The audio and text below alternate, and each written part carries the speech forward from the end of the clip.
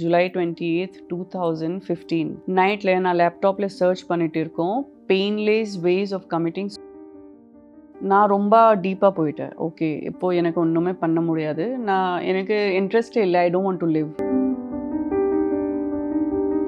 ஒரு வாட்டி அந்த பாப்அப் வந்துச்சு, ஐ இக்னோர்ட். செகண்ட் டைம் 10 நிமிஷம் அப்புறம் மறுபடி வந்துச்சு, மறுபடி இக்னோர்ட். 3-4 டைம்ஸ் இந்த ஒரே ஒரு பாப்அப் வந்துட்டே இருக்கு. அந்த பிரம்ம முகூர்த்தம்காக அந்த நோட்டீஸ் வந்துட்டு and I just change my mind. Okay, காலையில் போய் பார்க்கலாம்.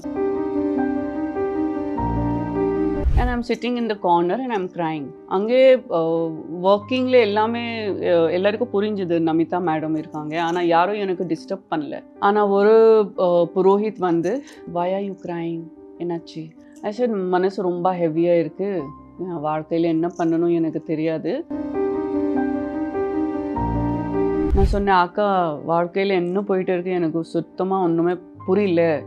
I'm at the lowest in my life. Mentally நான் சுத்தமாக சந்தோஷம் இல்லை, எல்லாமே இருக்குது ஆனால் ஒன்றும் இல்லை.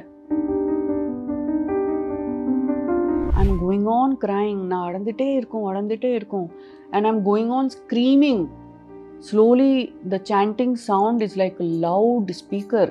எனக்கு ஒன்றுமே சுத்தமாக தெரியல, யார் எனக்கு பார்த்துட்டு இருக்கோம், யார் என்ன நினச்சிட்டு இருக்கோம், எனக்கு சுத்தமாக கவலை இல்லை. I'm just chanting for hours. I sat and chanted. நான் எவ்வளோ ஹவர்ஸ் அது சாண்ட் பண்ணியாச்சு, எவ்வளோ வாட்டி சாண்ட் பண்ணியாச்சு எனக்கு சுத்தமாக தெரியாது.